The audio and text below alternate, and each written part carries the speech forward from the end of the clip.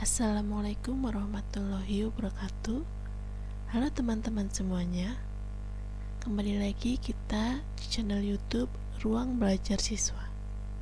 Pada kesempatan kali ini saya akan berbagi materi kelas 11 mengenai HAM berdasarkan nilai-nilai Pancasila. Ayo kita simak bersama-sama materi berikut ini. Jadi, dalam proses menegakkan hak asasi manusia di Indonesia berlandaskan pada ideologi negara, yaitu Pancasila. HAM dalam Pancasila itu dikategorikan menjadi 3, yaitu berdasarkan yang pertama nilai dasar, kedua nilai instrumental, ketiga nilai praksis. Yang pertama kita akan membahas HAM dalam nilai dasar Pancasila. Nilai dasar tersebut merupakan esensi dari sila-sila Pancasila yang bersifat universal, sehingga dalam nilai dasar terkandung cita-cita, tujuan, serta nilai-nilai yang baik dan benar. Yang pertama ada ketuhanan yang Maha Esa. Nilai ketuhanan mengandung arti adanya pengakuan dan keyakinan bangsa terhadap adanya Tuhan sebagai pencipta alam semesta. Yang kedua, ada kemanusiaan yang adil dan beradab.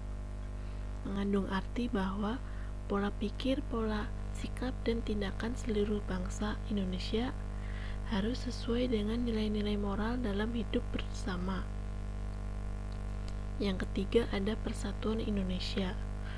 Mengandung makna bersatu dalam kebulatan rakyat untuk membina rasa nasionalisme dan semangat rela berkorban dalam NKRI. Yang keempat, nilai kerakyatan yang dipimpin oleh hikmat kebijaksanaan dalam permusyawaratan perwakilan.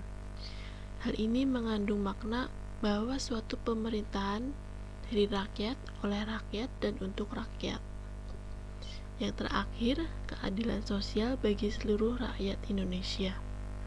Mengandung nilai-nilai kemanusiaan yang berkaitan dengan HAM, yaitu hak milik dan jaminan sosial serta hak mendapatkan pekerjaan dan perlindungan kesehatan. Lalu yang kedua kita akan membahas HAM dalam nilai instrumental Pancasila. Nilai instrumental merupakan penjabaran dari nilai-nilai dasar yang sifatnya lebih khusus. Di sini saya sajikan tabel mengenai jaminan HAM di berbagai bidang.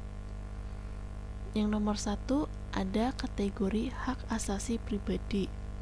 Terdapat pada pasal Undang Dasar Negara Republik Indonesia pasal 28E dan pasal 29. Yang kedua, hak asasi sosial budaya.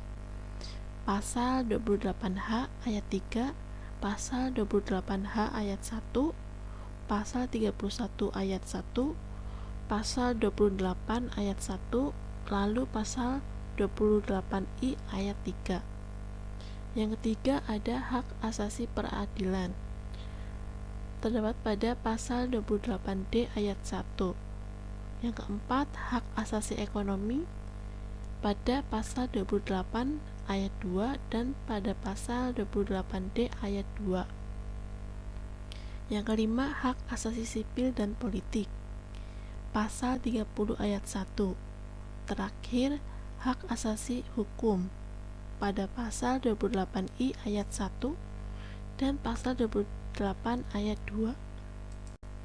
Selain dijamin oleh konstitusi, HAM juga dijamin di dalam Undang-Undang Nomor 39 Tahun 1999 tentang hak asasi manusia. Yang pertama ada hak untuk hidup, hak berkeluarga dan melanjutkan keturunan. Yang ketiga, hak mengembangkan diri, lalu hak memperoleh keadilan, hak atas kebebasan pribadi, hak atas rasa aman, hak atas kesejahteraan, hak turut serta dalam pemerintahan, hak wanita, dan yang terakhir hak anak.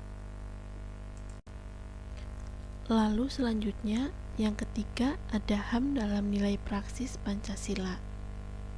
Nilai praksis merupakan Realisasi nilai-nilai instrumental suatu pengalaman dalam kehidupan sehari-hari. Di sini saya paparkan ada tabel mengenai perwujudan HAM dalam nilai praksis Pancasila. Sila pertama, contoh sikap dalam perwujudan nilai HAM yaitu ada hormat menghormati dan bekerja sama antar umat beragama sehingga terbina kerukunan hidup. Yang kedua, saling menghormati kebebasan beribadah sesuai agama dan kepercayaannya. Lalu sila kedua ada mengakui persamaan derajat, hak dan kewajiban antara sesama manusia. Yang kedua, saling mencintai sesama manusia. Yang ketiga, tenggang rasa kepada orang lain. Pada sila ketiga, contoh sikap perwujudan nilai HAM seperti menempatkan persatuan, kesatuan, kepentingan, dan keselamatan bangsa dan negara di atas kepentingan pribadi atau golongan.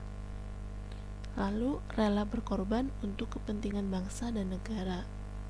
Sila keempat, ada menerima dan melaksanakan setiap keputusan musyawarah. Kedua, mempertanggungjawabkan setiap keputusan musyawarah secara moral kepada Tuhan Yang Maha Esa. Sila kelima, menjaga keseimbangan antara hak dan kewajiban. Kedua, menghormati hak-hak orang lain. Dan ketiga, suka memberi pertolongan kepada orang lain. Ya, demikian materi PPKN yang dapat saya sampaikan di video kali ini. Nantikan video-video saya selanjutnya di channel Ruang Belajar Siswa. Jangan lupa untuk like, comment, and subscribe. Terima kasih. Wassalamualaikum warahmatullahi wabarakatuh.